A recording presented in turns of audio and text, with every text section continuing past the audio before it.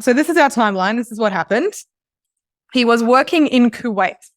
He was an employee. He was a non-resident. So he was not an Australian resident. On the 1st of February, 2017, his employer said, "Congratulations, you are entitled to a milestone bonus payment."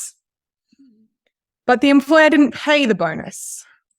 So the next thing that happened was he moved to Australia and became a tax resident of Australia.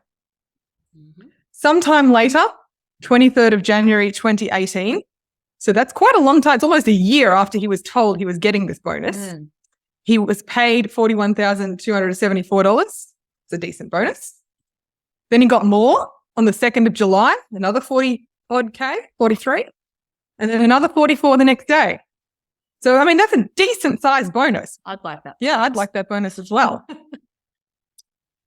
But the problem is that the tax office wants to say, well, you're an Australian resident, so we want to tax that.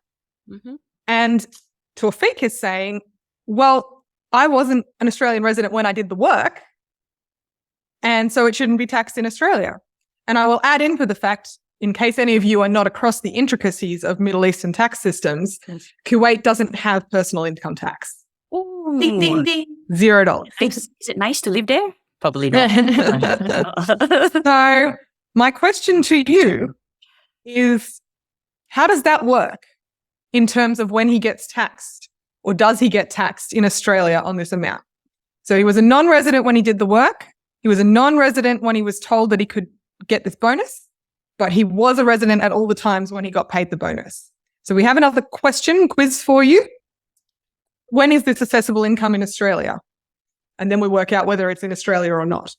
When his employer promised it to him, when he did the work that it related to, when they were meant to pay him but didn't, or when he received the cash in his bank account.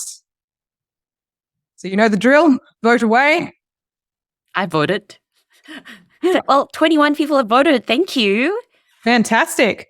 I'll also say he was self-represented. He mentioned that a termination payment would not have been taxable, which is correct.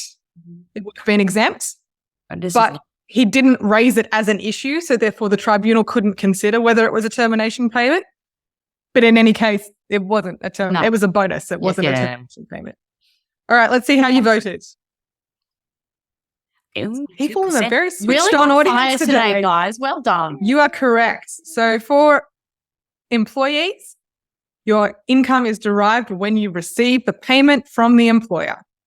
And the tribunal member said in this case, there is really no cases or evidence anywhere of where there is any kind of attribution to the work done. It's just, when did you get paid, or when was the amount dealt with on your behalf? So in this case, it's when it landed in his bank account, and it's just very bad luck that his employer was a bit tardy in making the payments, because if they'd managed to transfer that cash to him before he became an Australian resident, then it would have been not taxed in Australia.